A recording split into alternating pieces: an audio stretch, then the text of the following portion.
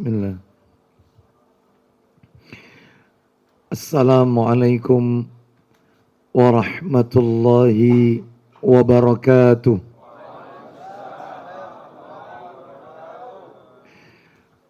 Alhamdulillah alladzi bi ni'matihi tatimmus salihat wa ashhadu an la ilaha illallah wahdahu la syarika lah wa ashhadu anna Muhammadan abduhu wa rasuluh. Ya ayyuhalladzina amanu taqullaha haqqa tuqatih wa la tamutunna illa wa antum muslimun. Amma ba'du, fa inna asdaqal hadisi kitabullah wa khairal hadi hadi Muhammadin sallallahu alaihi wasallam wa syarral umuri muhdatsatuha fa inna kulla muhdatsatin bid'ah wa kulla bid'atin dhalalah wa kulla dhalalatin finnar. Ikhwan wa akhwati fillah, bapak-bapak, ibu-ibu, kaum muslimin dan muslimah, jamaah majelis taklim Manarul Ilmi yang semoga dimuliakan oleh Allah Subhanahu wa ta'ala. Kepada sahibul bait, keluarga Al-Akh Ustadz Syamsul Ma'arif, semoga Allah Subhanahu wa ta'ala melimpahkan karunia rahmat dan barakah pada keluarga dan kediaman beliau. Puji dan syukur tidak henti-hentinya selalu kita panjatkan kepada Allah Tabaraka wa ta'ala atas segala karunia nikmat yang telah Allah berikan kepada kita, yang tentunya kita tidak akan pernah bisa, tidak akan pernah mampu menghitung-hitung nikmat tersebut. Allah menegaskan dalam ayatnya, wa in ta'uddu ni'matallahi la tuhsuha. Dan jika kalian menghitung-hitung nikmat Allah, maka pasti kalian tidak akan pernah bisa, tidak akan pernah mampu menghitung-hitung nikmat tersebut. Allah tidak memerintahkan kita untuk menghitung-hitung nikmatnya, tetapi sebaliknya Allah memerintahkan kita untuk mensyukuri nikmat-nikmat tersebut. Allah menegaskan pula dalam ayatnya, fadhkuruni adzkurkum washkuruli wala takfurun. Maka ingatlah kalian kepadaku, niscaya aku akan mengingat kalian. Bersyukurlah kalian kepadaku, dan janganlah kalian ingkar, kufur kepadaku. Ayat ini, Al-Baqarah ayat 152 ini menjadi dalil wajib bagi kita mensyukuri nikmat-nikmat Allah Azza wa Jalla.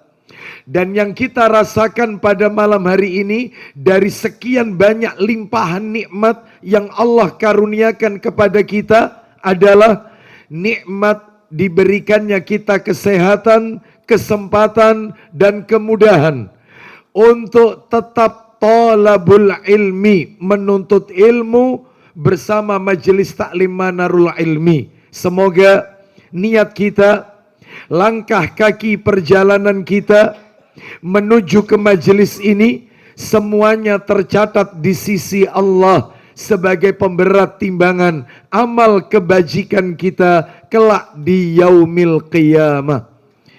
Bapak Ibu kaum muslimin dan muslimah rahimani wa rahimakumullah, malam hari ini kita akan lanjutkan materi kita.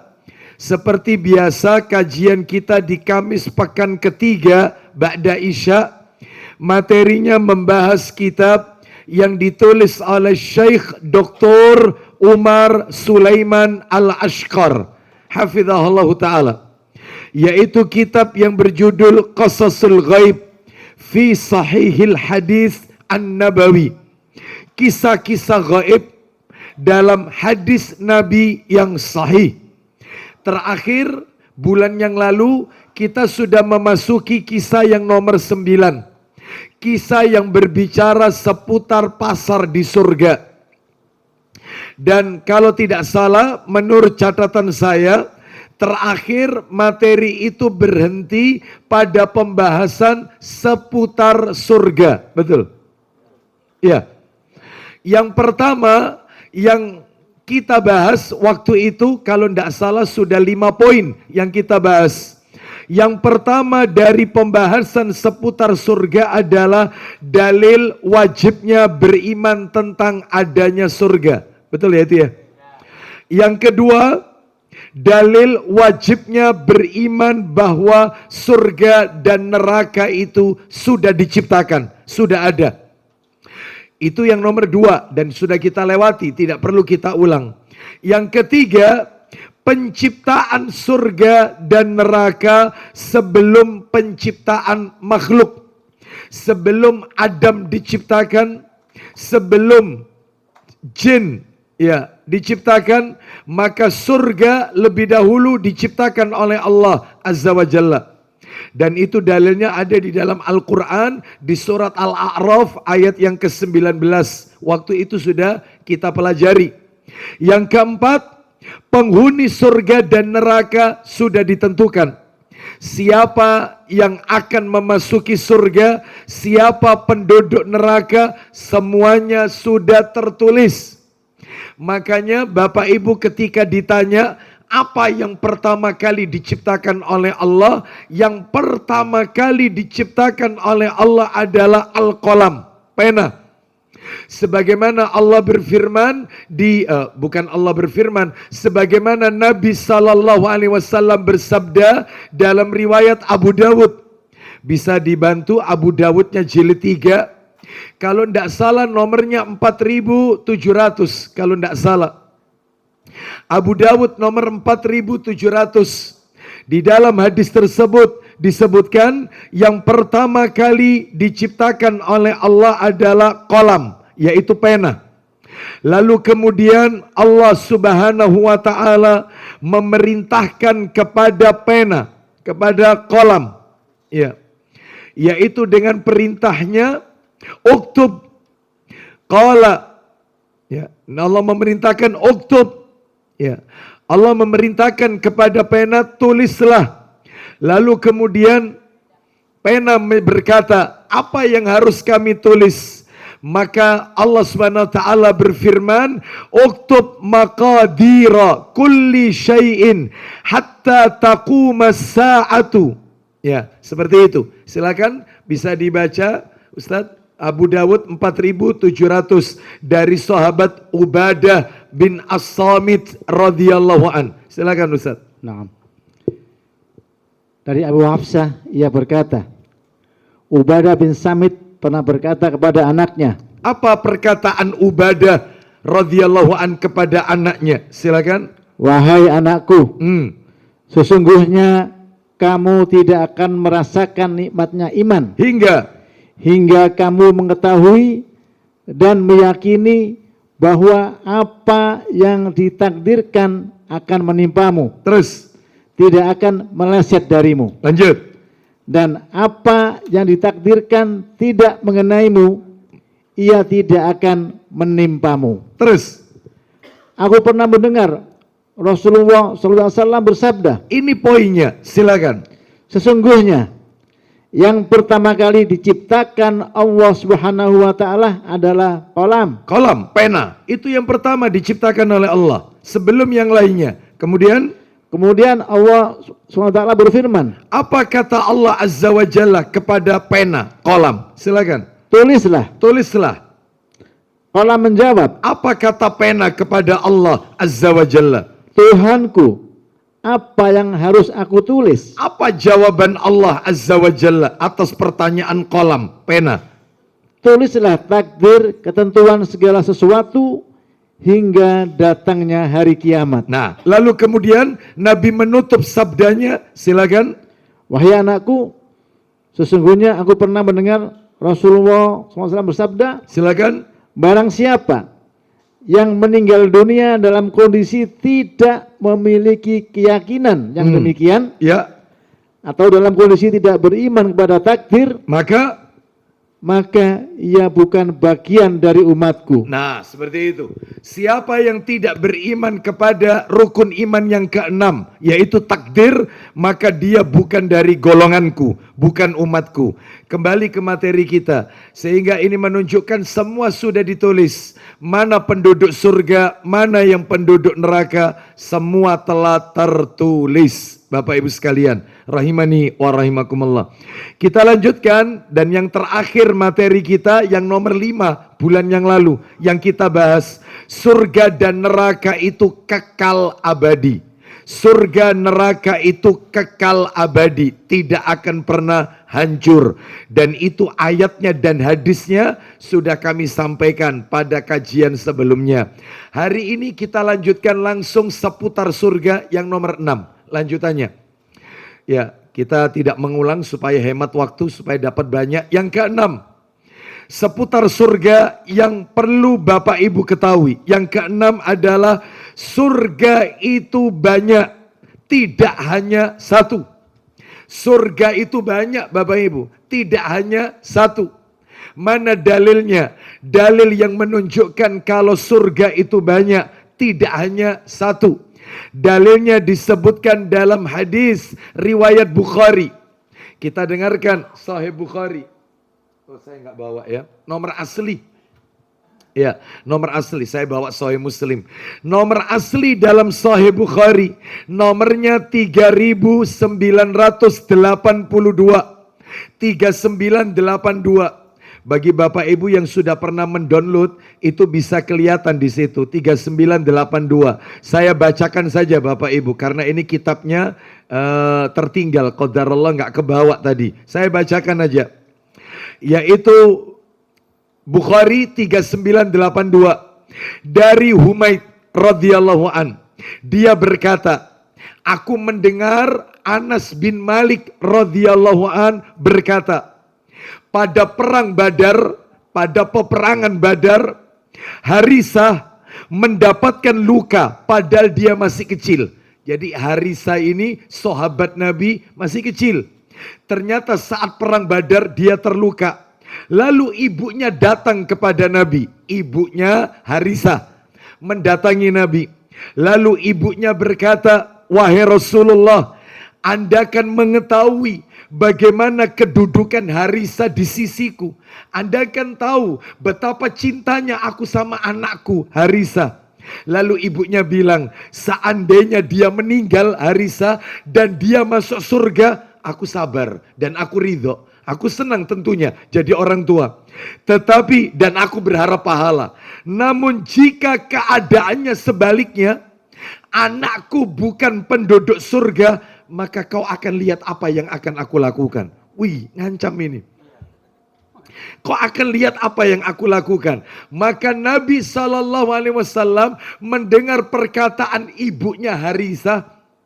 Maka Nabi SAW berkata kepada ibunya Harisah dengan mengatakan, yaitu Nabi SAW mengatakan bahwasannya, nah ini kita langsung sabda Nabi SAW, awajannatun wahidatun.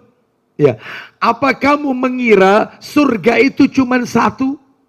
Apa kau kira surga itu cuma satu? Hiya innaha jinanun kathiratun. Kata Nabi SAW, namun surga itu adalah sesungguhnya banyak.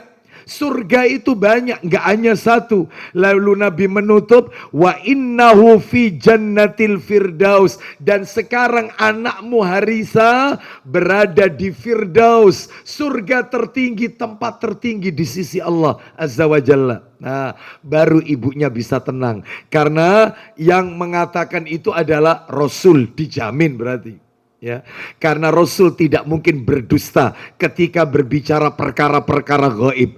Apa yang Nabi sampaikan itu wahyu dari Allah Azza wa Jalla. Kembali ke materi kita, kesimpulannya, surga bukan hanya satu, tapi surga itu banyak, Bapak Ibu. Ini nomor 6, nomor 7 sekarang lanjutannya seputar surga, seputar surga. Yang nomor 7, letak surga ada di mana?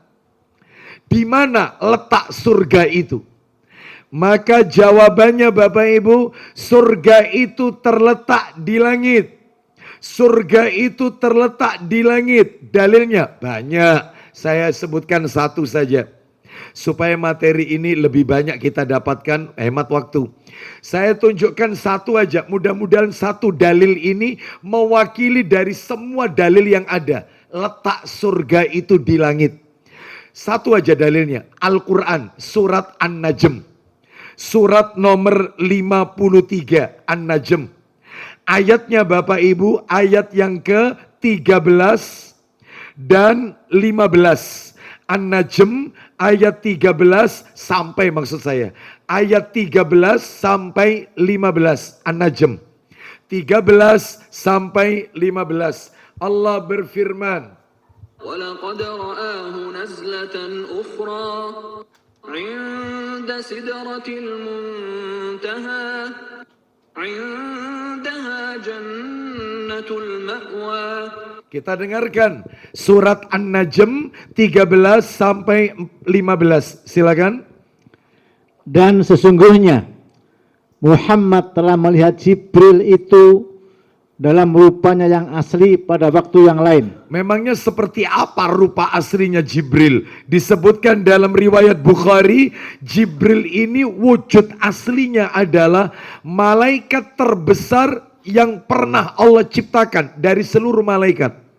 Sayapnya berjumlah 600 kata Nabi.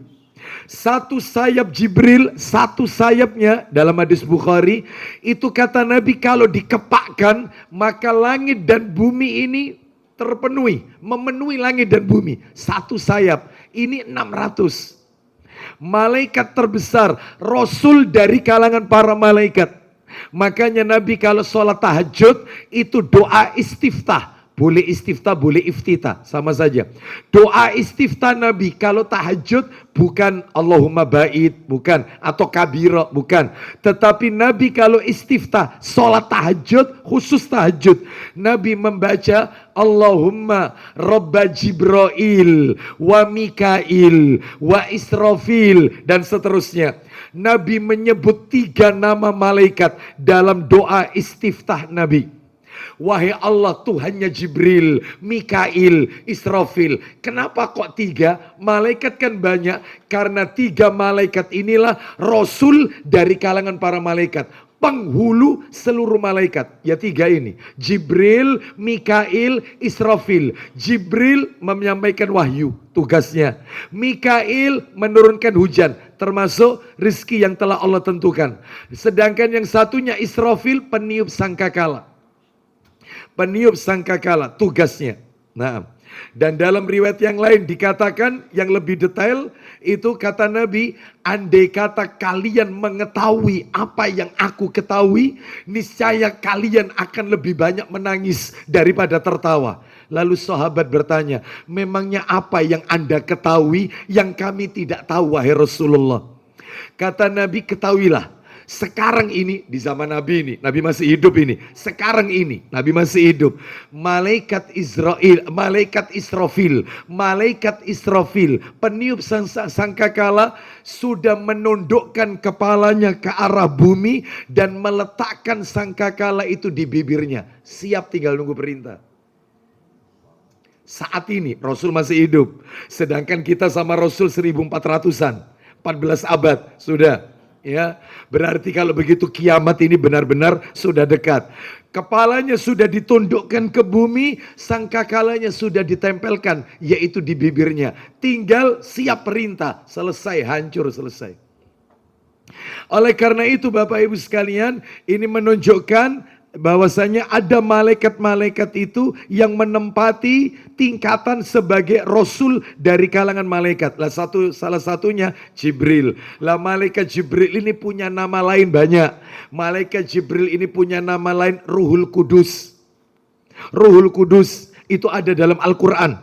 Ada lagi yang kedua, malaikat Jibril ini punya nama Ruh. Sebagaimana panjenengan kalau baca surat Al-Qadar, tanazzalul malaikatu warruhu fiha. Pada malam Qadar malaikat-malaikat turun dan roh juga turun. Jibril maksudnya. Jadi nama lainnya Jibril itu roh. Nomor 1 Ruhul Kudus, nomor 2 roh, nomor 3 Ruhul Amin. Ruhul Amin itu ada di dalam Quran itu ayatnya. Makanya panjenengan kalau habis sholat tarawih, sholat witir, itu kan ada zikirnya dibaca 3 kali. Zikir setelah sholat witir. Ya, gimana? Subhanal Malikil Kudus. Nah, Subhanal Malikil Kudus itu Allah Al-Kudus. Subhanal Malikil Kudus. Boleh ditambah Rabbil Malaikati Warruh. Malaikat warruh. Sudah malaikat pakai ruh. Maksudnya malaikat-malaikat dan ruh, yaitu Jibril. Tuhannya para malaikat dan Tuhannya Jibril. Jadi disebutkan tersendiri. Istimewa malaikat yang satu ini. Ya.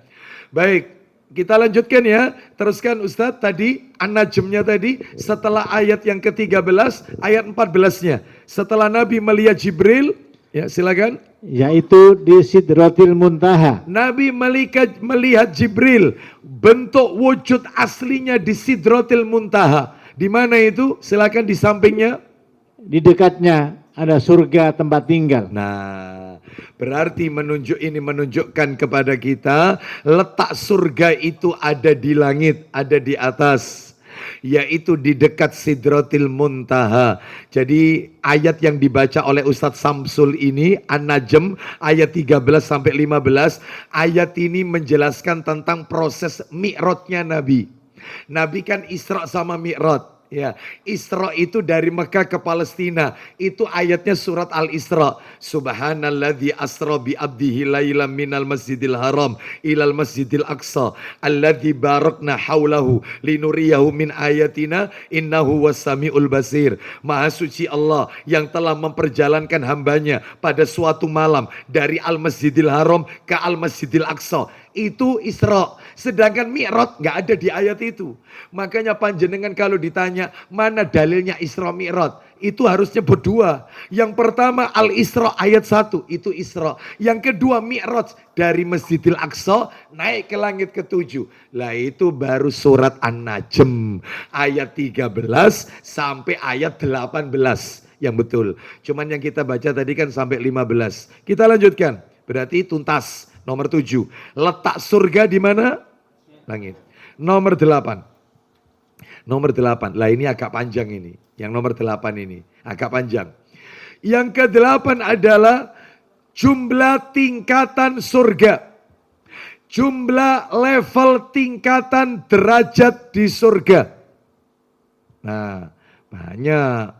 Surga itu ternyata punya level. Surga itu ternyata punya tingkatan. Memangnya berapa tingkatan surga? Minta tolong Ustadz Samsul. Sahih Targhib wa Tarhibnya jilid 6. Kalau tidak salah saya bawa. Nomornya 3710. 3710. Sahih Targhib wa Tarhib. 3710. Kita dengarkan Bapak Ibu sekalian, di mana Nabi Sallallahu Alaihi Wasallam beliau menjelaskan kepada kita sekalian, al jannatu mi'atu darajatin ma baina kulli darajataini masiratu mi'atu amin wa fi riwayati fil jannati mi'atu darajatin ma baina kulli darajataini masiratu khamsi mi'ati amin. Silakan baca Ustaz Samsul. Dari Abu Hurairah radhiyallahu anhu juga. Iya. Dia mengatakan, Iya. Rasulullah SAW bersabda, Isinya. di dalam surga terdapat 100 tingkatan. Stop. Di dalam surga terdapat 100 level. 100 level. 100 tingkatan. Ya. Ini satu surga. Sedangkan surga tadi katanya Nabi banyak. Ini satu surga, ada 100 level. Kita pengen tahu level bawah ke level atasnya. Di antara 2 tingkatan itu jaraknya berapa? Baca yang bawah sendiri Ustadz Samsul. Ya baca, langsung terjemahannya saja. Lanjut, silakan. Jarak antara 2 tingkatnya Ya. sejauh perjalanan 500 tahun. Wih, Masya Allah. Jarak level pertama ke level berikutnya seperti orang yang melakukan perjalanan 500 tahun. Berarti surga ini luas ya. Kalau surganya sedemikian luas, lalu bagaimana dengan kursinya Allah? Lalu bagaimana dengan arsnya Allah? Makanya kemarin pada waktu kajian kemarin di Ketintang, yaitu saya sampaikan tentang masalah ayat kursi kan. Berapa luas kursinya Allah? Itu ada itu di dalam ayat kursi. Wasi'a kursiyuhus samawati. Wasi'a kursiyuhus samawati wal ard. Luas kursinya Allah 7 langit dan bumi. 7 langit, 7 bumi. Kursi Allah. Lah kalau kursinya sekian, lalu bagaimana dengan arsnya Allah? Maka hadis riwayat Bukhari menjawab. Dalam hadis Bukhari ada seseorang bertanya, bagaimana dengan arsnya Allah? Maka Nabi mengambil sesuatu yang melingkar seperti gelang melingkar. Maka Nabi berada di padang pasir, lalu kemudian Nabi melemparkan gelang itu di tengah padang pasir. Dilempar.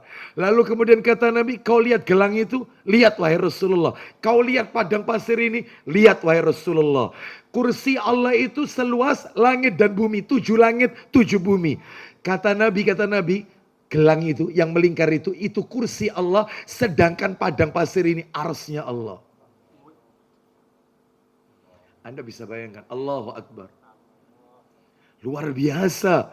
Padahal kursinya saja 7 langit, 7 bumi. Ini belum arsnya ini. Belum.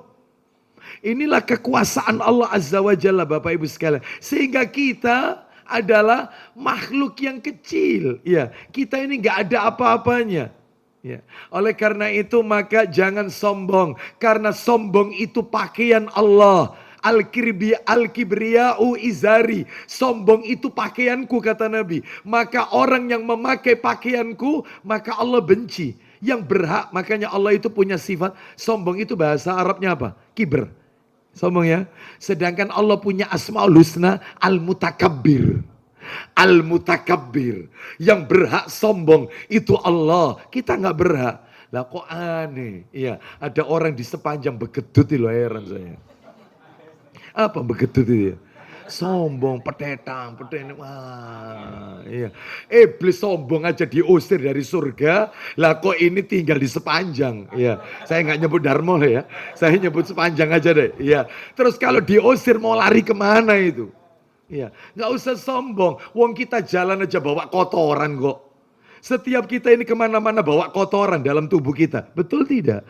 Maka jangan sombong. Oleh karena sombong itu kan menolak kebenaran, menganggap remeh orang lain. Itu sombong. Baik, kembali ke materi kita. Berarti Bapak Ibu sekalian, surga itu punya tingkatan, punya level.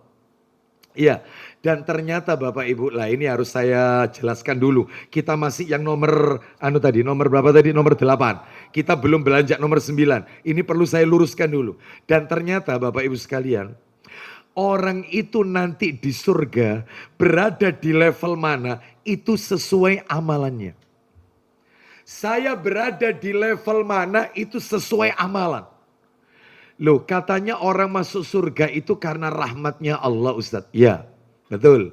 Lah terus kalau begitu, kalau rahmatnya Allah, apa fungsinya amal soleh? Fungsinya sholat, zakat, puasa, haji, umroh, zikir, baca Quran. Ya, terus kemudian berbakti kepada orang tua, taklim, nuntut ilmu. Ini kan amal soleh. Apa fungsinya amalan ini? Kalau masuk surga karena rahmat. Fungsinya amalan itu untuk menentukan kita di level berapa saya masuk surganya. Jadi masuk surga, masuk itu rahmat Allah. Begitu masuk surga, saya ada di level berapa ya? Itu amalan yang bicara. Itu amalan. Ada dalilnya. antum mengucapkan seperti ini? Ada. Mana dalilnya? Orang itu menempati derajat tingkatan level di surga sesuai amalannya. Dalilnya adalah disebutkan Bapak Ibu di dalam Al-Quran. Coba dibuka Al-Qurannya, suratnya surat nomor 46 ayat 19. Surat 46 itu surat apa? Al-Ahqaf, betul. Ayat 19. Al-Ahqaf ayat 19. Kita dengarkan. Allah berfirman. Al-Ahqaf ayat 19. Kita dengarkan. Allah berfirman. وَلِكُلٍّ دَرَجَاتٌ مِّمَّا عَمِلُوا وَلِيُوَفِّيَهُمْ أَعْمَالَهُمْ وَهُمْ لَا يُظْلَمُونَ. Ya, silakan Ustaz. Dan bagi masing-masing mereka Nah, masing-masing mereka. Silakan. derajat menurut apa yang telah mereka kerjakan.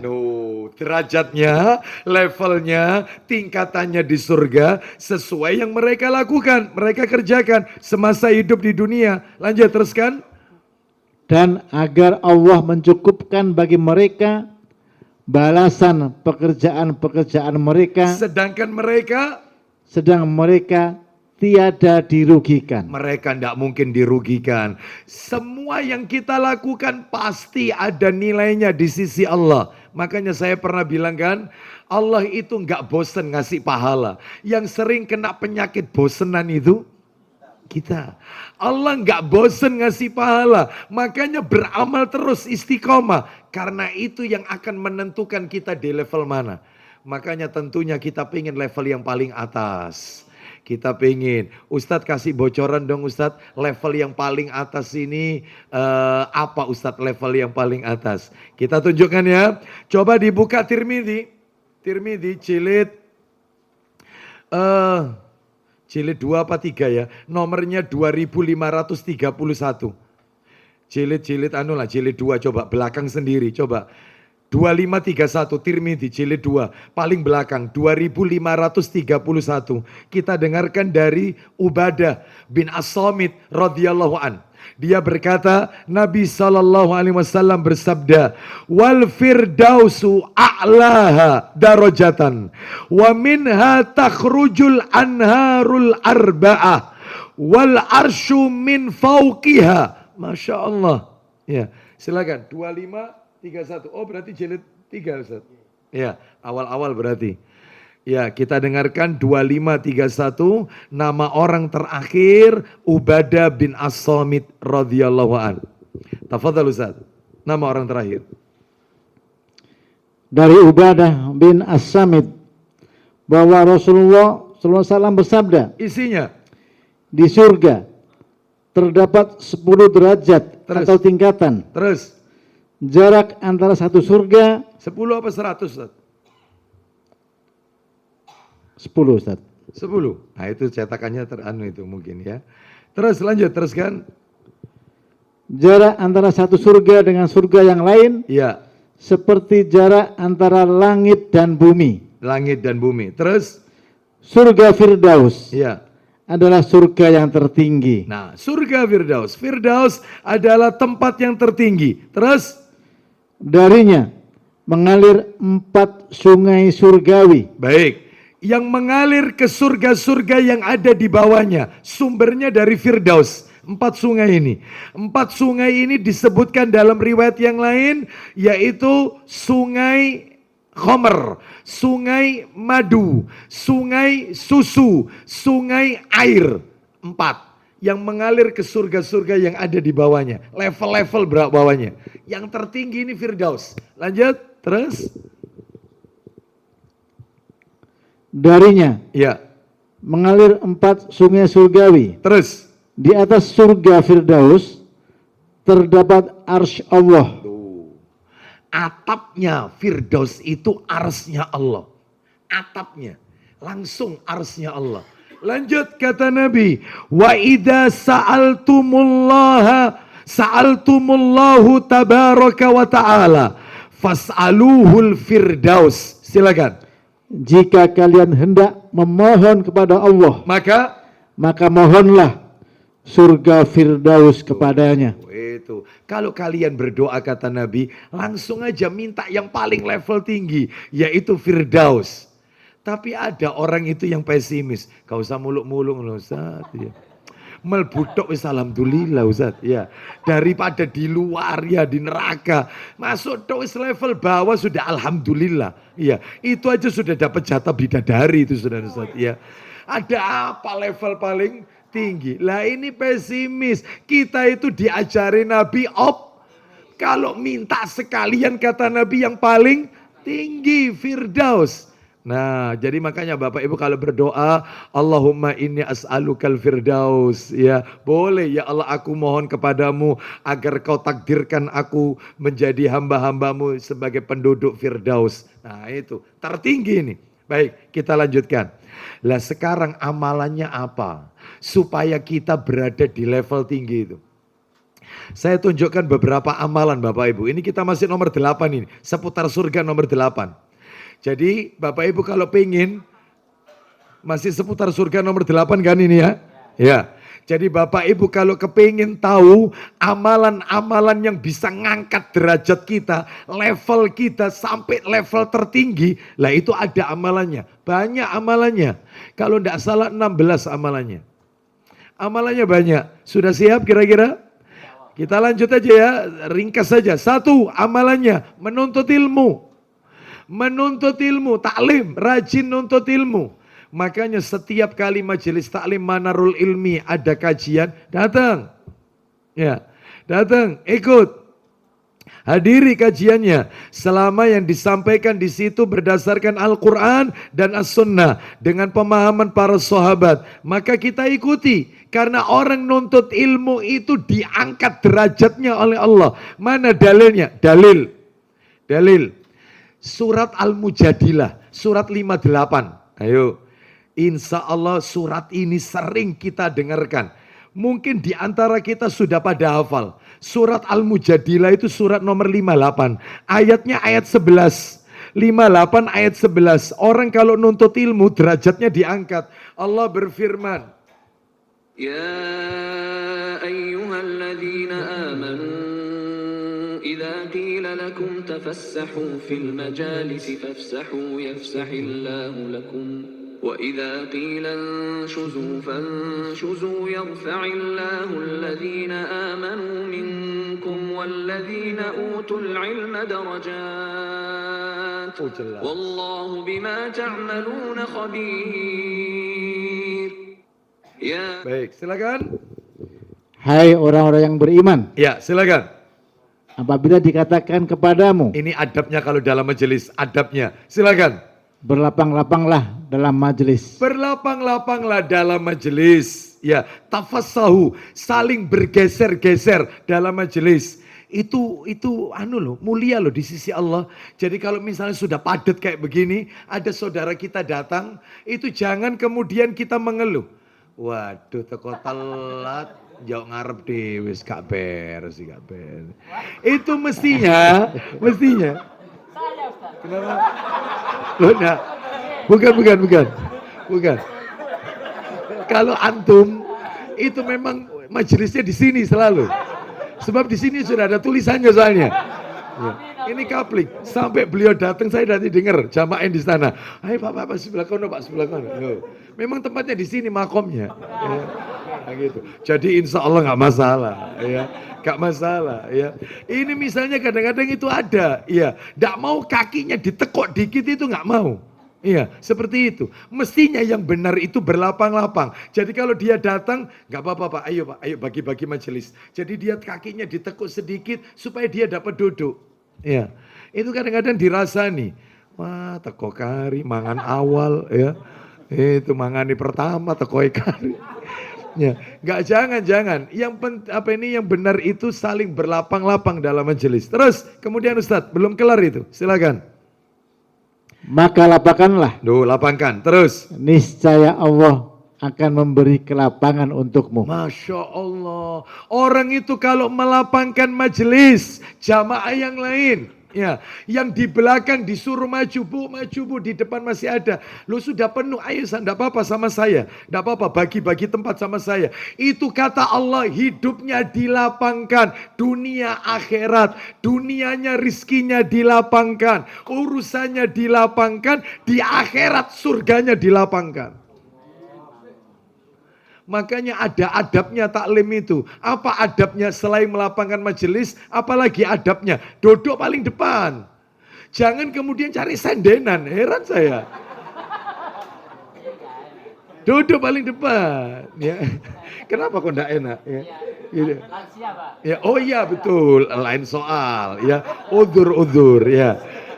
Ini masih muda masa cari sendenan. Ya. Duduk paling depan, jangan paling belakang, itu adabnya. Yang ketiga bawa catatan. Sebab Nabi itu bersabda, qayyidul ilma bil kitab. Ikatlah ilmu itu dengan tulisan. Lah ngaji ngandalkan. Iya, jipeng ngaji. Nggak bawa catatan. Iya, kadang-kadang catatan sudah dibawa, kacamata ketinggalan. Ya sudah, wassalam. Ya.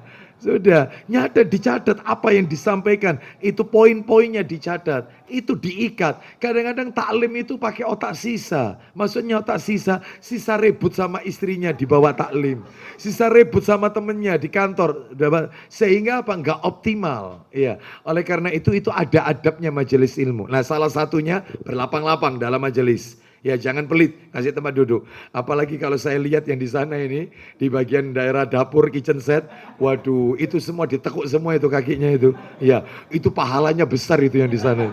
Masya Allah, ya seperti itu ya. Berbagi-bagi, nggak apa-apa. Ya, kita lanjutkan, teruskan. Belum kelar ini, silakan, Ustaz.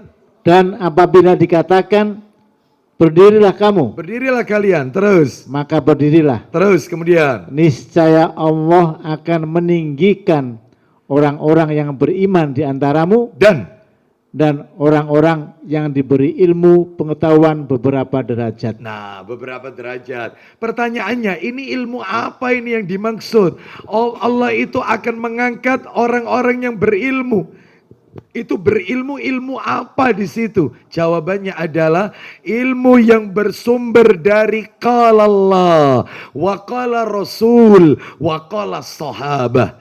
Ilmu yang bersumber dari apa yang Allah firmankan, apa yang Nabi sabdakan, dan apa yang dipahami oleh generasi para sahabat. Yaitu maksudnya ilmu agama. Lah kalau nuntut ilmu umum gimana? Matematika, fisika, kimia, akuntansi, biologi, ya, ekonomi, dokter, kedokteran. Apakah ini juga dapat pahala? Dapat. Tapi bukan yang ini. Dapatnya itu hadis Nabi yang sahih, khairun nas. Sebaik-baik manusia adalah mereka yang bisa memberikan manfaat kepada orang lain. Jadi kalau dia nuntut ilmu duniawi, itu ilmunya dimanfaatkan untuk kepentingan umat, dia dapat pahala. Tetapi Bapak Ibu harus tahu ini. Semua kata ilmu, semua lafaz ilmu dalam Al-Quran itu arahnya ke ilmu agama. Makanya Allah mengajarkan kita kalau minta tambahan itu minta tambahan ilmu. Rabbi zidni, itu surat Toha. Rabbi zidni ilma, ya Rabb tambahkan ilmu. Ilmu apa ini? Agama. Karena nanti di kubur kita nggak akan ditanya fisika, kimia, biologi, ataupun yang lain. Tidak, yang akan ditanya marabbuka, wa madinuka, wa man nabiyuka. Siapa Robmu, apa agamamu, dan siapa nabimu. Nah ini. Ya, Bapak Ibu sekalian. Siapa ustadzmu? Siapa? Oh enggak ada yang kayak gitu ya. Seperti itu. Siapa ustadzmu? Nggak ada gitu ya. Terus kemudian pakai nunjukkan kartu anggota. Gitu ya. Oh kartu anggota. Oh aman, gak ditakoni. Ada nggak yang ceramah model kayak gini? Anda kan maksudnya ngarah ke sana kan? Jangan mancing-mancing saya. Itu, jangan dipancing. Iya. Bapak Ibu sekalian, ya. Jadi malaikat enggak usah tanya panjang-panjang, ya. Cukup tunjukkan kartu anggota. Ya. Bapak Ibu sekalian, ini ya. Enggak benar ini. Kita lanjutkan, itu nomor 1. Nomor 2 amalannya. Nomor 2, nomor 3, nomor 4 jadi 1 dalilnya. Apa itu? Amalan yang bisa ngangkat derajat. Level kita tambah naik. Apa itu yang nomor 2? Berwudu saat kondisi sulit. Berwudu pada saat kondisi sulit. Ya, contohnya berwudu di saat kondisi sulit. Misalnya berwudu di musim dingin. Sebenarnya dia dibenarkan kalau tayamum. Boleh. Sebab kalau dia menggunakan air, maka dia akan terkena mudorot. Mungkin dia akan menggigil, kedinginan dan seterusnya. Wong Nabi saja, Nabi saja pernah setelah menjima Aisyah, menjima Aisyah radhiyallahu anhuma, lalu Nabi biasanya setelah jima mengambil air wudhu. Setelah itu Nabi tidur kembali, melanjutkan. Lah ini tidak, Nabi tidak mengambil air wudhu meskipun air ada. Air ada. Nabi menempelkan di salah satu dinding rumahnya. Nabi tayamum. Setelah jima Nabi tayamum. Kenapa? Karena katanya Aisyah saat itu Madinah dingin, kondisi dingin, cuaca dingin. Jadi nggak apa-apa. Tapi kalau ada orang nekat, dia meskipun kondisi dingin, dia tetap menggunakan air. Nggak pakai debu, artinya nggak tayamum. Oh itu ngangkat derajat itu.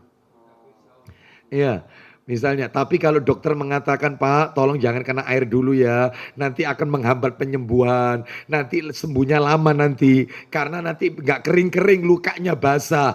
Maka ya sudah, dalam hal ini ikuti. Tapi kalau dia misalnya, enggak, saya tetap, meskipun itu cuma dimameli. Dimameli sedikit-sedikit. Meskipun gak disiram. Tangannya yang kena luka, hanya dimameli. Gipsumnya hanya sekedar diusap aja, pakai air. Gak dibasahi sampai menetes air itu. Gak apa-apa. Itu lebih baik. Bahkan ngangkat derajat nanti di hari kiamat. Oh. Berwudu saat kondisi sulit. Yang nomor 3, ya betul ya? Nomor 3 ya?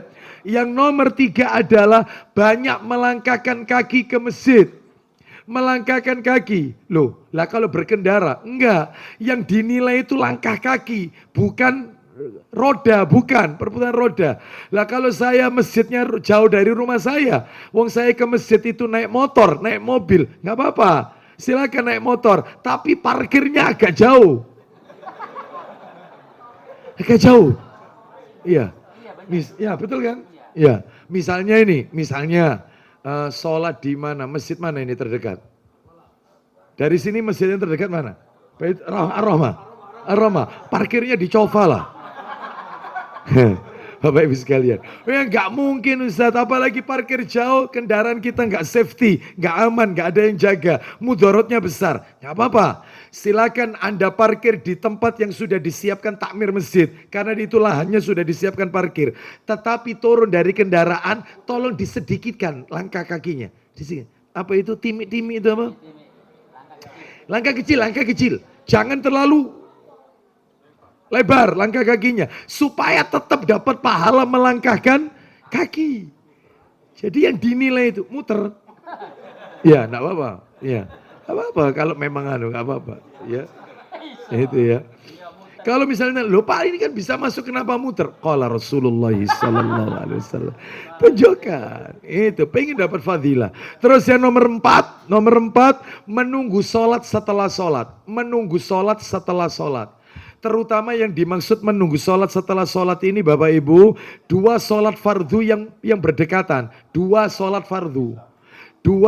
fardu yang waktunya berdekatan. Contoh, menunggu sholat isya setelah sholat maghrib.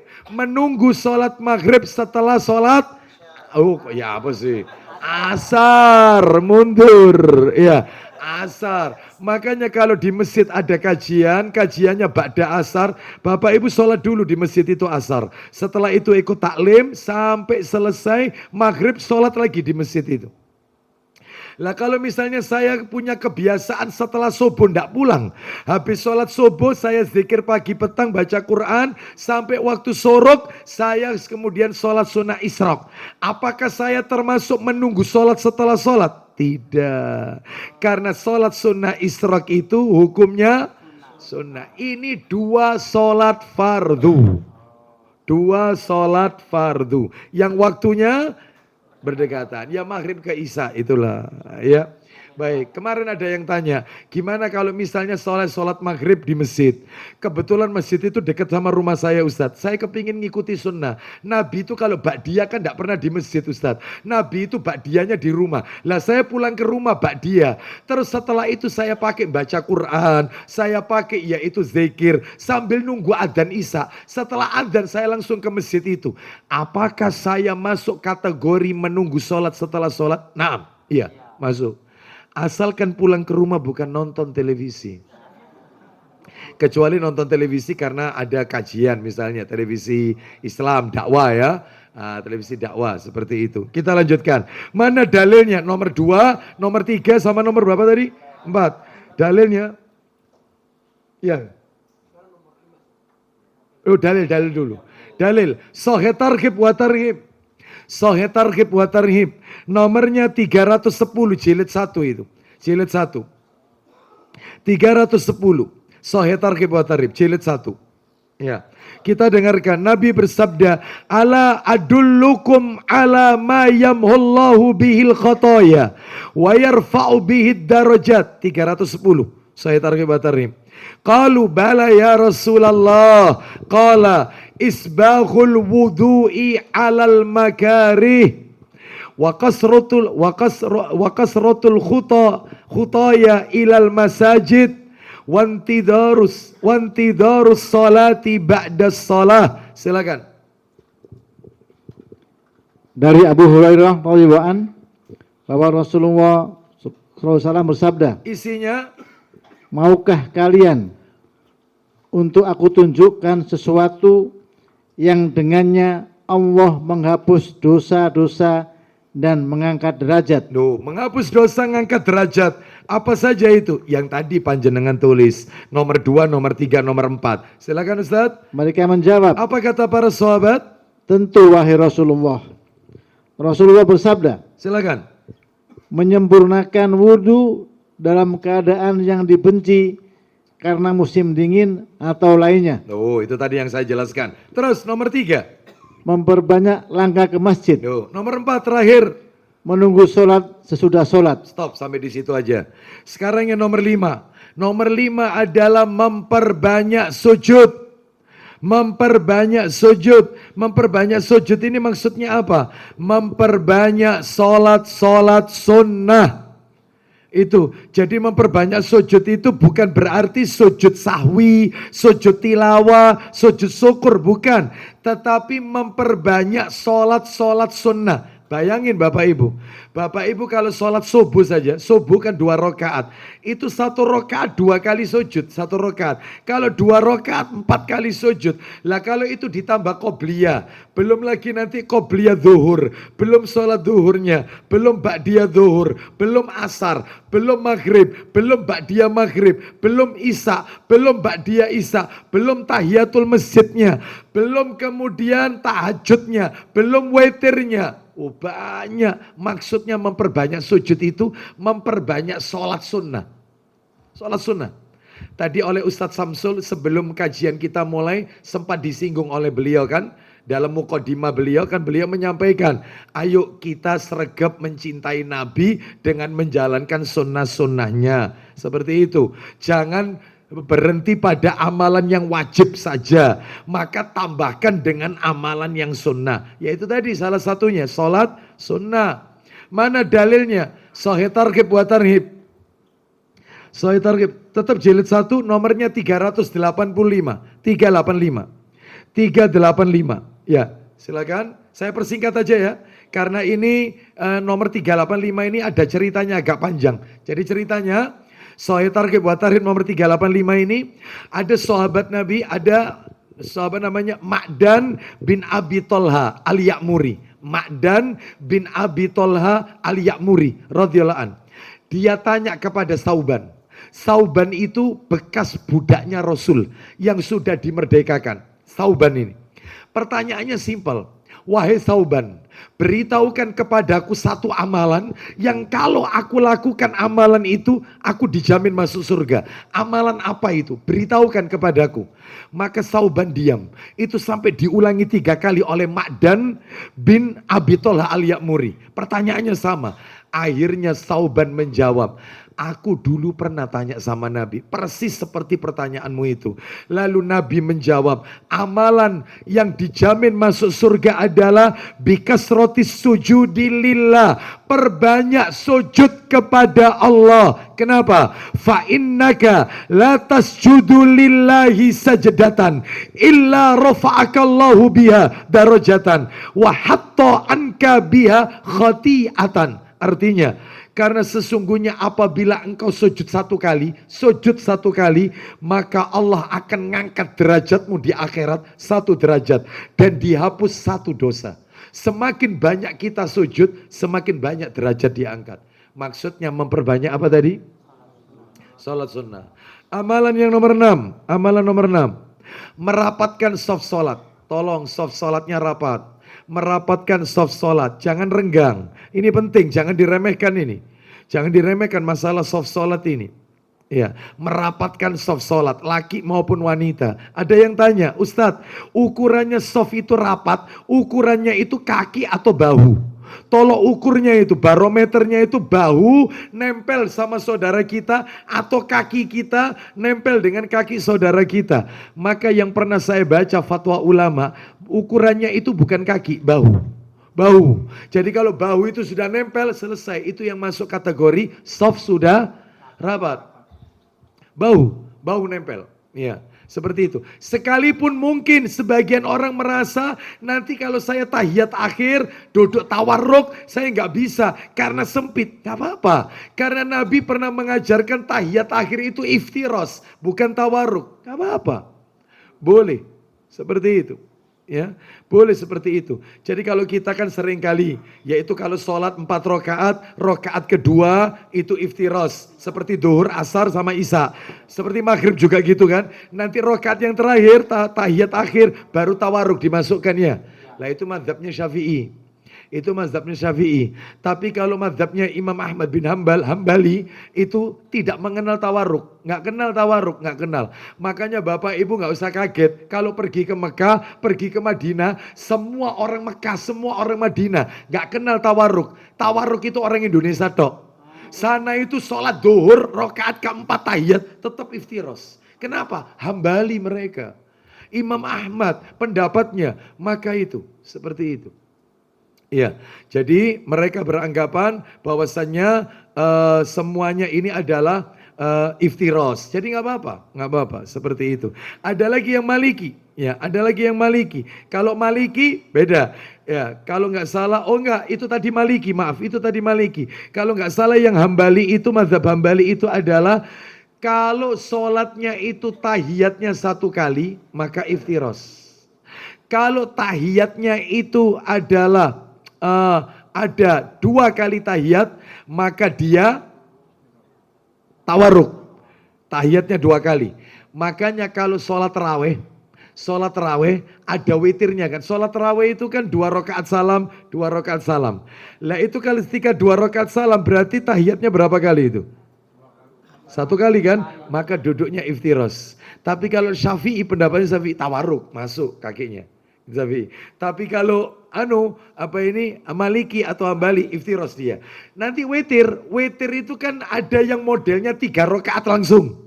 Ya, ada yang 2 rakaat salam nambah 1 lagi 1 rakaat salam. Ada nggak yang kayak gini? Lah kalau yang seperti ini 2 rakaat salam itu iftiros, 1 rakaat salam iftiros. Karena setiap yang tahiyatnya 1 kali iftiros. Dan itu pendapat yang dikuatkan oleh Syekh Albani rahimahullah. Lah terus yang benar yang mana? Yang benar semuanya, yang enggak benar yang enggak sholat. Selesai. Ya, saya itu kadang-kadang itu, ya Allah jangan dipermasalahkan. Masalah ini asyhadu alla ilaha illallah. Kan gini ya, ada yang mulai dari awal ya. At-tahiyatul mubah atau at-tahiyatul lillahi wassalawatu wattayyibat ya, atau at-tahiyatul mubah itu sudah diacungkan. Ada yang setiap kali mendengar yaitu lafaz Allah at-tahiyatul lillahi. Nah mulai, jadi enggak dari awal seperti itu. Itu yang benar. Sudah begini ada lagi yang ada lagi yang begini. Ada enggak? Ada. Baik, itu memang ada dalilnya. Lah terus gimana yang benar? Pak, Bu, maaf, ini sunnah ini. Bapak, Ibu ndak pakai mengajukan, diem tok, ndak pakai gini, sah sholatnya. Karena ini termasuk sunnah ini. Sehingga mau diginikan, mau diam, mau ndak gini, diem tok gini, sah sholatnya. Yang salah, yang tidak, kandani aja. Nomor 6. Ya, merapatkan apa tadi nomor 6? Merapatkan soft. Mana dalilnya? Minta tolong Ustadz. Sahih Targhib wa Tarhib nomor 505. 505. Belakang sendiri. Jilid 1 tetap. 505. Agak ke belakang. Dari Aisyah radhiyallahu anhuma dia berkata, Nabi SAW bersabda, Man sadda furjatan rafa'ahullahu biha darajatan wa bana lahu baitan fil jannah. Silakan. Iya, 505. Barang siapa yang mengisi celah yang kosong dalam soft. Iya, silakan. Dari Aisyah Ya. radhiyallahu anha dia berkata, Iya. Rasulullah SAW bersabda, Isinya. barang siapa Iya. menutup celah kosong dalam soft, Menutup celah kosong dalam soft. Terus. maka Allah mengangkatnya 1 derajat dengannya Terus. dan membangunkan sebuah rumah di surga untuknya. Masya Allah. Merapatkan soft itu dapat rumah di surga. Itu ya. Ancamannya berat loh kalau soft tidak rapat. Kata Nabi, man wasola sofan. Ya.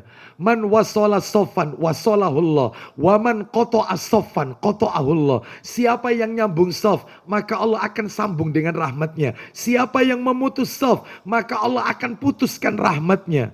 Kadang-kadang masalahnya saudara kita ini kalau ke masjid besar-besaran sajadah. Iya, ngaplik. Itu buat kapling dia. Sehingga ketika kita menginjak sajadahnya, marah dia. Iya seperti itu. Terus ada juga kita sudah merapatkan kakinya tambah minggir-minggir. Lah kita tambah lebar kaki kita. Bahaya ini. Ya. Ini seperti itu. Jadi repot juga.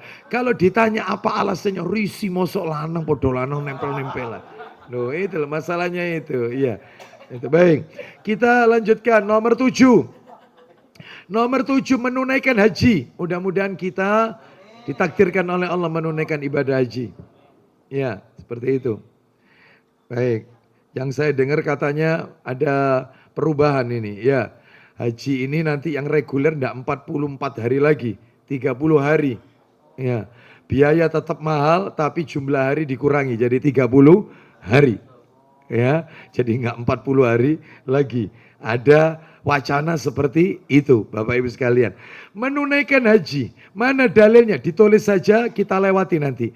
Dalilnya Sahih Targhib wa Tarhib, nomornya 1113. 1113. 1113.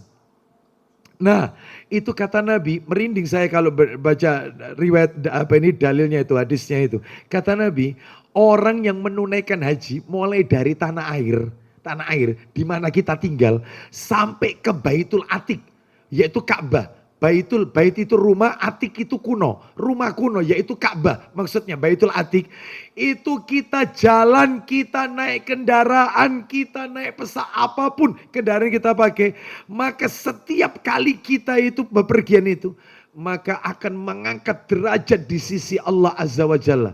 Sekian banyak derajat. Ya. Makanya orang menunaikan umroh, orang menunaikan haji, itu derajatnya banyak sekali Allah berikan. Mudah-mudahan kita diberikan kemudahan oleh Allah Azza wa Jalla. Kan menarik, jamaah Manarul Ilmi rombongan berangkat umroh. Dengan biaya sendiri-sendiri. Ya. Ya, seperti itu, ya. Sebab kalau di urunan gak beres-beres, ya. Wong urunan yang kemarin aja gak beres-beres, ya. Seperti itu misalnya loh ya, kalau urunan gak beres-beres, apalagi ini. Nah mudah-mudahan kita dimudahkan oleh Allah Azza wa Jalla. Ya. Nomor 8, tawaf di Ka'bah. Tawaf di Ka'bah, kalau tadi haji, ini spesifik tawaf di Ka'bah. Itu Nabi SAW dicatat aja, Sahih Targhib wa Tarhib, nanti dilihat sendiri ya. Itu jilid 3 itu, jilid 3. Sahih Targhib wa Tarhib nomor 1139. 1139. Sahih Targhib wa Tarhib 1139. Nabi bersabda, "Man tawafa bil baiti." Barang siapa yang tawaf di sekitar Baitullah, lam yarfa qadaman wa lam yadha qadaman, maka tidaklah dia mengangkat satu kakinya, tidak pula dia meletakkan satu kakinya yang lain, illa kataballahu lahu hasanatan, maka Allah akan memberikan untuknya satu kebaikan. Tawaf ini satu langkah kaki, satu kebaikan. Wa hatta anhu khati'atan, satu dosa dihapus. Wa katabalahu darajatan, dan wa kutibalahu darajatan, dan diangkat satu derajat. Lah apalagi terus kita melakukan tawaf sunnah. Ya, kan tawaf itu banyak, ada tawaf kudum, ada tawaf ifadah, ada tawaf wada. Nah, itu ya. Nah, bagi kita yang ke sana kan musafir, kita ini musafir, maka disuruh memperbanyak tawaf sunnah. Tawaf sunnah. Tapi penduduk sana, mukimin, penduduk sana disuruh memperbanyak sholat sunnah. Sedangkan kita tawaf sunnah. Nah, itu ya, terus tawaf, nggak pakai sa'i, tawaf aja, pakai baju bebas. Ya, itu pahalanya besar. Nomor 9. Nomor 9, melempar panah ketika jihad. Melempar panah ketika jihad. Makanya Bapak Ibu harus belajar memanah. Kalau bisa deh, Majelis Taklim Manarul Ilmi punya tim memanah. Itu ya. Ini cabang olahraga yang disyariatkan oleh Nabi. Cabang olahraga yang disyariatkan itu 3. Yang pertama berkuda, yang kedua memanah, yang ketiga berenang. Oh itu, berenang. Ya. Berenang, ya. Iya. Jadi berkuda, memanah, berenang. Itu cabang olahraga yang disyariatkan. Sampai Nabi bersabda ada 4 perbuatan yang apabila seseorang itu menghabiskan waktunya untuk melakukan salah satu dari 4 ini, waktunya habis melakukan salah satu dari 4 ini, maka orang itu tidak tercatat menyia-nyiakan waktu. Nggak sia-sia waktunya. Waktunya berpahala. Memangnya apa 4 itu? 1 berkuda. Itu seharian terus latihan kuda. Tapi kewajiban tetap sholat ya sholat. Yang kedua memanah. Yang ketiga berenang. Berkuda, memanah, berenang. Yang nomor 4 adalah bercanda dengan istri, kata Nabi. Jadi mulai pagi sampai malam idik-idikan. Gak apa-apa. Kalau Anda betah gak apa-apa. Kalau Anda betah gak apa-apa. Ya. Nggak harus kemanten anyar. Enggak. Meskipun kemanten lawas gak apa-apa, bisa. Yang penting Anda betah aja. Ya. Ya. Ya. Seharian ya. Seharian ya. Seharian. Insya Allah kaku insya Allah ya. Bapak Ibu sekalian, mana dalilnya melempar, apa tadi melempar apa? Panah pada saat jihad. Itu dalilnya ngangkat derajat. Itu dalilnya adalah di dalam Sahih Targhib wa Tarhib. Jilid 3 lagi, jilid 3. Nomornya 1284. 1284. Man balagha bisahmin fawalau darajatun fil jannah. Siapa yang melempar anak panah, yaitu mengenai musuh, maksudnya memanah ya, maka dia mendapatkan derajat di surga. Melempar anak panah ini bukan yang permainan itu loh ya. Yang di dunia wahana permainan. Kalau itu jelas judi ya. Jelas itu judi. Kan kita bayar tiketnya. Kalau kita nggak dapat ya selesai, uang kita hilang. Sama termasuk masukkan koin yang untuk ngambil boneka itu. Nah itu judi. Judi itu ya jangan. Baik kita lanjutkan. Nomor 10. 10. Membaca dan berusaha menghafalkan Quran. Dihafalkan Pak. Dihafalkan. One day, one ayah. Ya, one day, one ayah. 1 hari, 1 ayat. Bisa enggak? Hari ini. Hari Jumat, hari Kamis. Alif, Lam, Mim. Selesai. Besok, Jumat. Dzalikal kitabu la raiba fi hudal lil muttaqin. Selesai. Nanti Sabtu. Alladzina yu'minuna bil ghaibi dan seterusnya. Satu-satu. Itu insya Allah hari ke-7 lali yang ayat pertama. Faktor U, Ustaz, faktor U. Ya, faktor U, ya. Wong kalau diajak taklim rodok suwe titik 1,5 jam, itu katanya ibu-ibu yang biasa taklim ini ya, biasa taklim itu. Ya Allah Ustaz, wis umap Ustaz, umap. Ya, mulai umap ingin ngepul. Ya, sampai ada yang tidak masuk. Kenapa ibu itu kemarin kok tidak masuk? Minum Paramek Ustaz. Astagfirullah. Karena materinya terlalu berat Ustaz. Ya. Lo coba, ya Bapak Ibu sekalian, ya memang kondisi kita beda-beda. Kalau bisa sepekan 2 ayat, bolehlah hafalkan. Kenapa? Semakin banyak ayat yang kita hafal, semakin tinggi levelnya. Alhamdulillah Ustadz, saya hafal insya Allah Ustadz, hafal. Apa yang Bapak hafal? Alhamdulillah, kul wallahu ahad. Kul a'udzu birabbil falaq, kul a'udzu birabbin nas. Mundur, tabat yada idza jaa. Kul ya ayyuhal kafirun inna a'tainakal kautsar. Ya, terus kemudian ara'aital ladzi yukadzibu bidin. Mundur lagi wal asri, mundur lagi idza watin, atini dan seterusnya. Itu sudah 10 surat loh. Banyak itu. Banyak. Maka terus tingkatkan. Kenapa? Bapak Ibu sekalian, karena itu mengangkat derajat kita. Nanti di akhirat kelak. Ya, kalau Bapak Ibu tidak bisa hafal 30 juz, minimal juz 30. Minimal. Mulai amma yatasaalun annaba sampai kul a'udzu birabbin nas, ya. Baik, minimal itu juz 30. Mana dalilnya? Minta tolong Ustaz, Sahih Targhib jilid 3. Masih di jilid 3 ya. Sahih Targhib nomor jilid 3 nomor 1426. 1426. 1426. Ya, dah lagi kita akhiri. Ayo. 1426.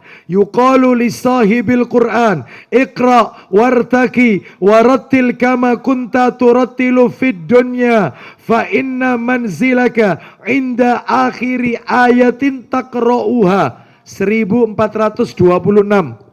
Ayo. Dari Abdullah bin Amr bin Al-As radhiyallahu an, ia berkata, Ya. Rasulullah sallallahu alaihi wasallam bersabda, akan dikatakan kepada orang yang suka membaca Al-Qur'an, bacalah, terus dan naiklah, naik ke surga level tinggi. Terus dan bacalah secara tartil, sebagaimana kamu dahulu di dunia membacanya dengan tartil. Lanjut, terus. Karena sesungguhnya ya, kedudukanmu terletak pada akhir ayat yang kamu baca. Ya, maksudnya kamu baca ini kamu hafalkan. Semakin banyak hafal Quran, maka semakin tinggi derajatnya. Nomor berikutnya 11. Baca doa ketika masuk pasar. Tolong kalau masuk pasar baca doa. Berarti kita harus sering-sering ke pasar? Enggak. Ya, kalau ada hajat aja, ada kebutuhan. Baca doa masuk pasar. Pasar di sini baik pasar tradisional maupun pasar modern, pasar basah maupun pasar kering, mall termasuk. Bagaimana doanya? Ayo kita tirukan sama-sama. Doa masuk pasar. Karena Nabi bersabda, "Man dakhala suq faqala." Siapa yang masuk pasar lalu dia baca doa. Kita baca la ilaha illallah. Wahdahu la syarikalah.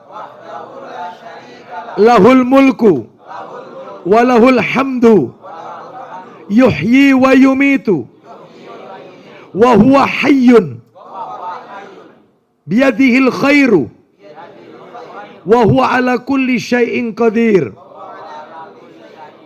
Yaitu doa masuk pasar. Itu kata Nabi, kalau dia baca itu, kataballahu lahu alfi hasanatin, dikasih 1 juta pahala.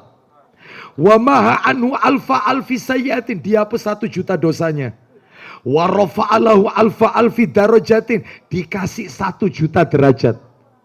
Wih, terus masuk pasar. Jangan, ya. Tempat yang paling disukai setan pasar, tempat yang dicintai Allah masjid. Perbanyak ke masjid bukan ke pasar, kecuali hanya terkondisikan saja, ya, seperti itu. Kadang-kadang ada ibu-ibu itu ke pasar, itu bukan untuk beli, ngecek rego. Ya. Hanya ngecek harga, keliling, muter, jalan ini berapa, enggak beli-beli. Iya, seperti itu. Iya, baik. Kita lanjutkan 12. Ini penting ini, supaya kita itu punya level nanti. Level kita tertinggi di surga. Nomor 12, memiliki uban di kepala. Punya rambut putih. Jangan dicabut. Ya, semakin banyak rambut putihnya, maka semakin besar kesempatan derajat tertinggi di surga. No. Ya, termasuk jenggot. Ya, seperti itu, putih-putih. Ya, memiliki uban di kepala. Mana dalilnya? Dalilnya ditulis saja Sahih Targhib wa Tarhib nomor 2096. 2096. Punya uban gitu aja, disingkat. Punya uban di kepala. Kalau ibu-ibu punya uban merasa kok kelihatan tua, khawatir nanti suaminya nanti kurang cinta atau gimana, ya dipacar saja, jangan disemir, jangan dikembalikan ke warna hitam karena ancamannya nggak dapat bau surga. Dipacar saja dengan henna atau katam, itu dari tumbuh-tumbuhan, menimbulkan warna kemerahan atau kecoklatan, keren itu. Iya, bapak-bapak juga begitu. Abu Bakar itu aja jenggotnya warna seperti kunyit, kekuningan Abu Bakar. Antum kalau bisa sudah berubah, ya bulan depan jangan putih kalau bisa ya, misalnya. Nah kalau misalnya biru itu supporter bola. Jangan aneh-aneh ya, jangan. Sudah pilihan bonek itu ya. 13 punya uban tadi. Nomor 13 memiliki budi pekerti yang baik, akhlak karimah, akhlak yang baik. Dengan orang tua punya budi pekerti, dengan istri apalagi. No. Tolong Pak, Bu, mohon maaf. Mumpung ketemu ini, saya sampaikan. Tolong.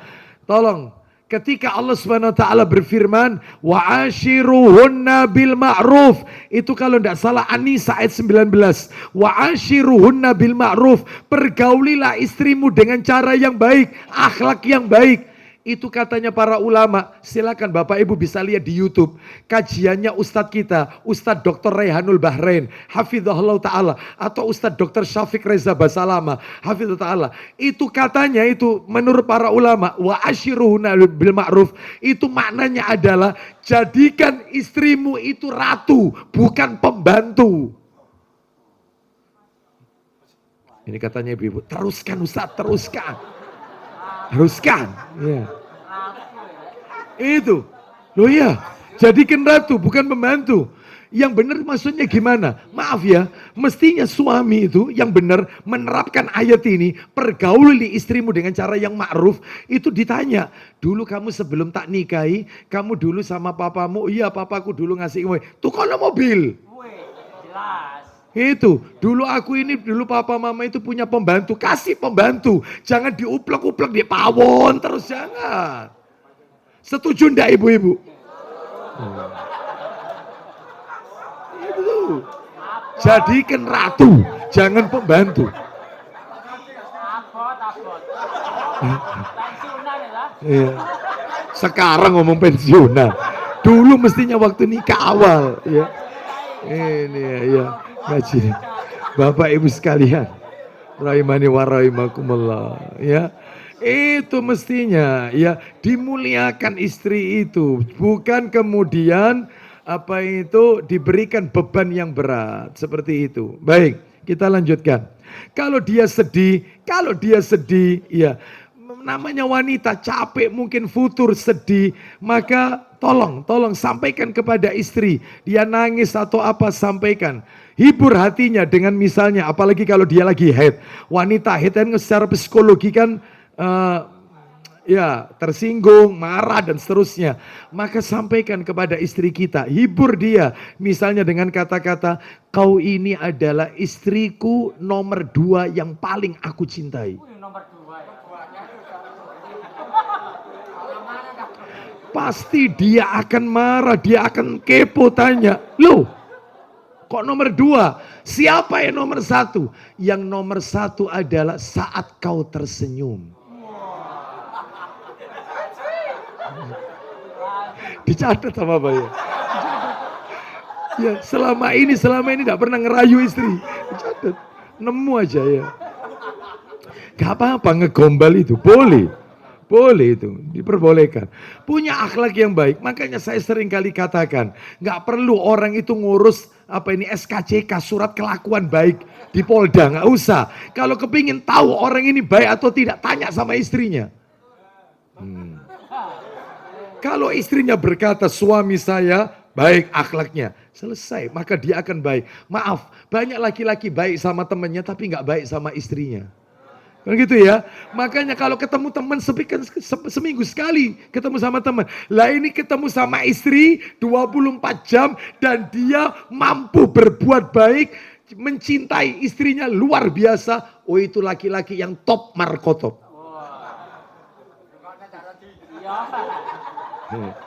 Itu. Iya. Iya. Nah ini masalahnya banyak wanita-wanita ketika sudah berusia sama suami kadang-kadang sikapnya tidak baik, apalagi suami sudah pensiun. Itu kadang-kadang suami itu kalau nuturi, bu itu sampean itu kalau keluar rumah, aku tahu ngurungokno ustadz, itu ndak boleh pakai wangi-wangian. Apa kata saya? Hus, cup. Itu langsung diem. Ya. Langsung kayak orang kena Parkinson. Astagfirullahaladzim. Jenggotnya langsung putih sebelum waktu. Makanya pentingnya punya istri 2 itu ya kayak gini. Ya Allah, penting. Misalnya nuruto. Ya. Bapak Ibu sekalian, ya Allah. Kasihan, miskin. Kita lanjutkan. Punya akhlak yang baik. Mana dalilnya? Dalil Sahih Targhib wa Tarhib nomor 2643. 2643. Kata Nabi, saya bacakan, innal mu'mina la yudriku bi husni khuluqihi darajata as-saimil qaimi. Orang mukmin dengan akhlak yang baik dapat mencapai derajatnya orang yang suka berpuasa dan sholat malam. Mencapai itu derajatnya. 26 berapa tadi? 2643. Sahih Targhib wa Tarhib 2643. Terus yang 15 tinggal satu lagi, bersabar ketika kena 14 bersabar ketika kena musibah. Sabar. Jangan mengeluh, jangan sambatan, ridho dengan ketetapan Allah. Karena orang kena musibah kalau dia sabar, maka dia angkat derajatnya. Saya sebutkan aja, nanti bisa dibaca sendiri. Sahih Targhib wa Tarhib nomor 3434. Nomornya cantik. 3434. 3434. Tak kasih bocoran aja. Sabdanya Nabi, pendek aja. Sudaul mu'min. Sudah itu pusing. Pusing kepala. Sudaul mu'min. Orang yang pusing kepalanya, pusing itu yang dirasakan oleh seorang mukmin itu ngangkat derajat asalkan dia sabar. Seperti itu. Apalagi lebih berat daripada pusing, kena sakit berat. Ya mudah-mudahan kita semua dikasih sehat oleh Allah Azza wa Jalla ya. Tapi kalau dia bisa bersabar, ridho, nggak sambatan, tidak mengeluh, maka Allah berikan derajat yang tertinggi. Nomor 15, doanya anak untuk orang tua. Doanya anak soleh. Doa anak-anak soleh. Ada Ibnu Majah Ustadz ya? Punya enggak? Oh itu ada. Belakangnya mas, warna hijau mas. Jilid 3 mas. Jilid 3. Nah itu, jilid 3. Silakan Ustadz. Ibnu Majah nomor 2968. 2968. Ibnu Majah 2968. Doanya anak kepada orang tua. Makanya penting punya anak soleh. Sebab Nabi bersabda, innar rajula laturfa'u darajatuhu fil jannah. Fayaqul anna hadha. Fayuqalu bistighfari waladhikalak. 2968. 2968. Silakan. Dari Abu Hurairah radhiyallahu an, dari Nabi sallallahu alaihi wasallam beliau bersabda, isi sabdanya, sesungguhnya ya, seseorang akan diangkat derajatnya di surga. Ya. Maka orang itu bertanya. Jadi ada orang itu nanti di surga levelnya naik terus ke surga. Orang ini tanya, apa pertanyaan orang ini? Bagaimana ini bisa terjadi? Gimana kok bisa terjadi seperti ini? Jadi dia merasa amalannya itu biasa-biasa saja, tetapi dia diberikan perlakuan luar biasa. Di akhirat derajatnya naik terus. Apa jawabannya nanti di akhirat? Bistighfari waladhikalak. Silakan. Maka akan dijawab. Apa itu? Karena mohon ampun anakmu untukmu. Karena anakmu suka mintakan ampunan untuk dirimu. Makanya kita sebagai, maaf ini Bapak Ibu, kita yang hadir di majelis ini belum tentu orang tua. Saya dan panjenengan belum tentu orang tua. Tapi pasti seorang anak. Betul tidak? Kita punya orang tua. Doakan yang masih hidup, yang sudah wafat. Misalnya doakan Robbi firli wali walidayya, ya. Robbana firli wali walidayya walil mu'minina yauma yakumul hisab. Robbi firli wali walidayya wali man dakhala baitiya mu'minan walil mu'minina wal mu'minat. Atau kalau sudah wafat, Allahumma gfir lahu warhamhu wa'afi wa'fu anhu wa akrim nuzulahu wa wasi' madkhalahu waksilhu bil ma'i wassalji wal bar, dan seterusnya. Doakan supaya derajatnya terus naik ke surga. Itu kalau orang tuanya tapi kalau orang tuanya non muslim maka tidak ada doa. Nggak boleh mendoakan mereka doa ampunan dan doa rahmat. Kecuali kalau mereka non muslim tapi masih hidup. Doanya bukan doa ampunan tapi doa hidayah. Wallahu a'lam bishawab. Demikian yang bisa kami sampaikan. Berarti seputar surga nomor berapa itu? Loh kok 8 ya, level surga kan gitu ya. Kita belum bahas nama-nama surga, karena surga itu tidak satu, banyak. Belum, itu nanti nomor 9 insya Allah bulan insya Allah ya. Baik, demikian Bapak Ibu, karena waktunya sudah pukul 9 Bapak Ibu, Masya Allah ya. Kita cukupkan sampai di sini. Semoga menjadi tambahan ilmu yang bermanfaat bagi kita semua. Semoga Allah jadikan kita orang-orang yang istiqomah, mentaati Allah dan Rasulnya sampai ajal menjemput kita. Dan semoga kelak Allah wafatkan kita dalam keadaan husnul khatimah. Kita tutup wassallallahu ala nabiyyina wa ala alihi washabihi wasallam. Subhanakallahumma wa bihamdika asyhadu an la ilaha illa anta astaghfiruka wa atubu ilaik. Wa akhiru da'wana anil hamdulillahi rabbil alamin. Assalamualaikum warahmatullahi wabarakatuh.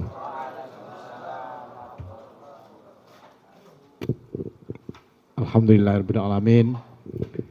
Jazakallah khairan Ustaz atas ilmunya. Sama sekalian, yang paling penting adalah kita bisa memahami, ya. Sudah kita terima ilmunya, yang penting adalah mengamalkan. Nggih, insyaallah nggih. Insyaallah kita ketemu dengan Ustaz Abu Salam pada bulan depan di pekan ketiga. Dan Kamis pekan keempat nanti insya Allah kita ngaji tauhid bersama Ustadz Najih Ihsan insya Allah. Oke. Kepada jamaah sekalian, kami ucapkan terima kasih atas rawuhnya. Juga terima kasih kepada Bu Rinto, ada Bu Ana tadi yang sempat membawa kue. Semoga diberikan Allah balasan yang lebih baik lagi. Amin. Mari kita tutup dengan hamdalah. Alhamdulillahirabbil alamin. Jangan dulu meninggalkan tempat, dinikmati dulu kuenya. Monggo Mas Najib dibantu. Cak Rodi, itu kuenya monggo di deliver ke belakang monggo. Mas, monggo. Dinikmati kuenya monggo.